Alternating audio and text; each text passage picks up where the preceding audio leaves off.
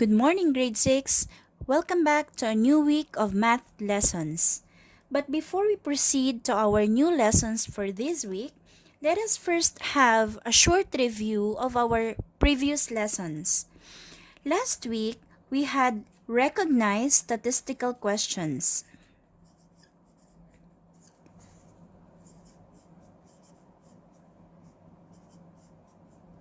Statistical questions. And though I know you find this easy, still we have to remember important things, such as data. So a set of data is a set of information collected about people or things. And another important thing to remember is the meaning of statistical question. It is a question that asks about a set of data that can vary, and that is called a statistical question. Now let us have here an example. We are given two questions here and we are going to identify which of these two is the statistical question. Letter A. How many touchdowns did the quarterback throw during the last game of the season? And letter B. How many touchdowns did the quarterback throw each game of the season? I will give you 5 seconds to give me your answer.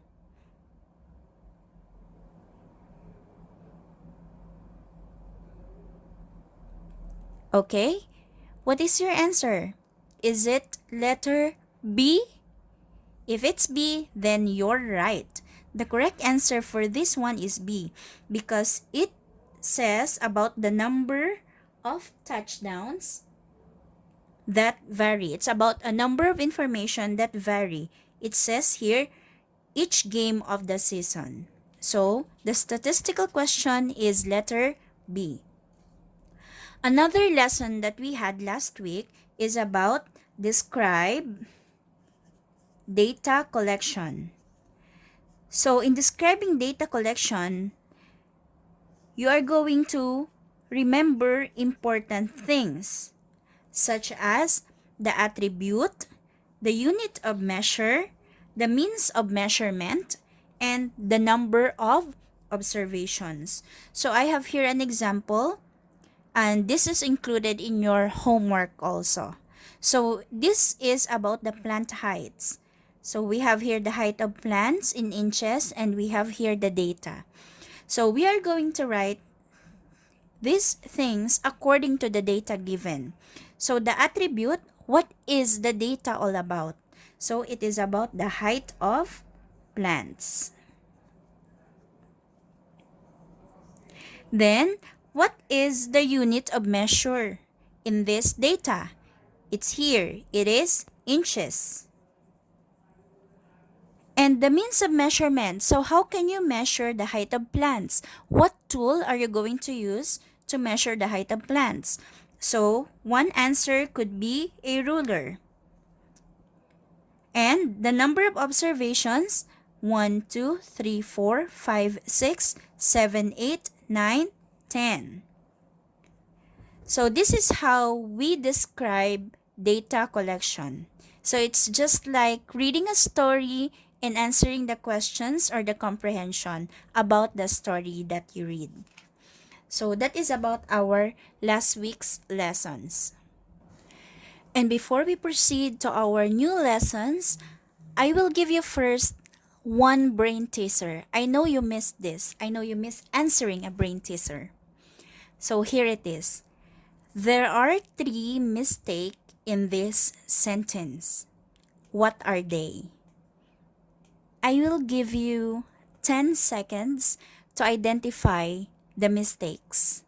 There are 3 mistakes in this sentence. Go.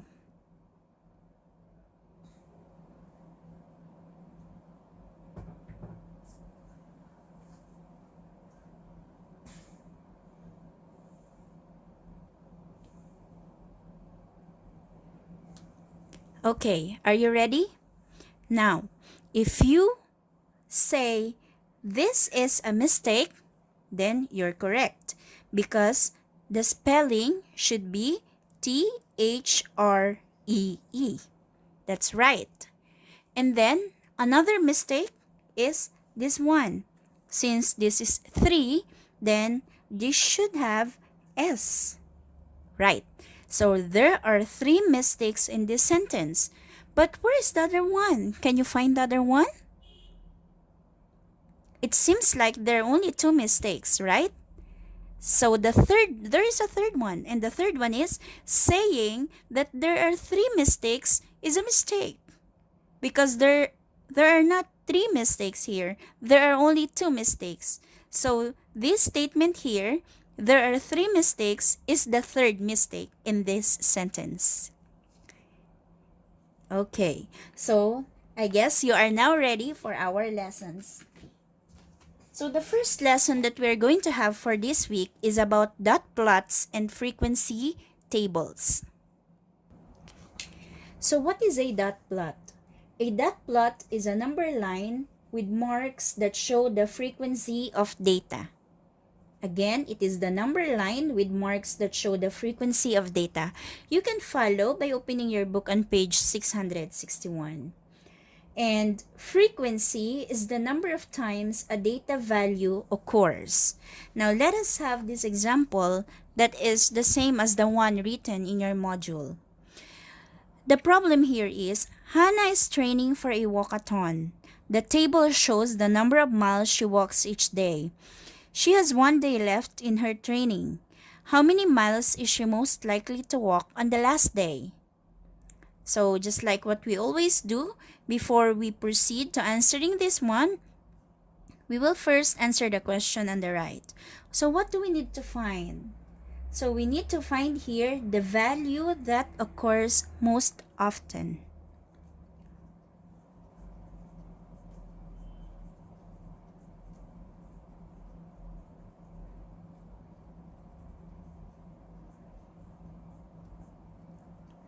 Now we have here the data about the distance Hannah walked in miles, and we are going to do this step by step.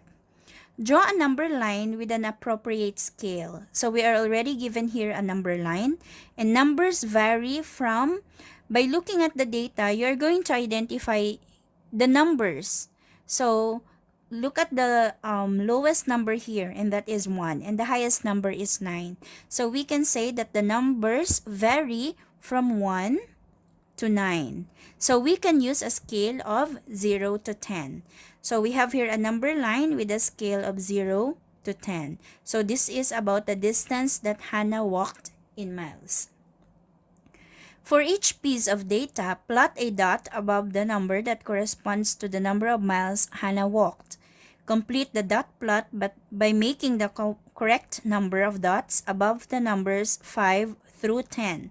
The number of miles Hannah walked most often is the value with the tallest stack of dots.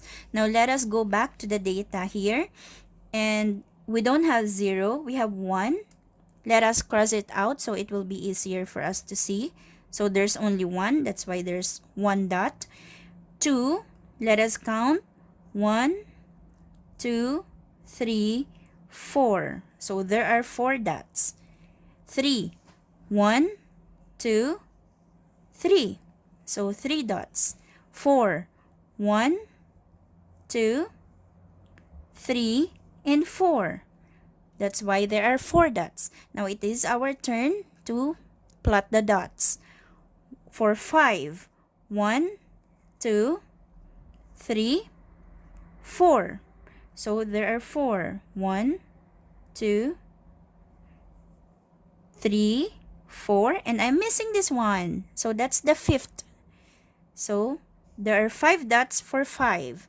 How about 6? 1. So there's only 1 dot. 7. Is there 7? There's no 7. So no need to put anything. 8. Nothing. And 9. There are 2. So put 2 dots. Okay, now we are done with the number line with the dots. Now the number of miles Hannah walked most often is the value with the tallest stack of dots. Now look at the dots. Which has the tallest stack of dots?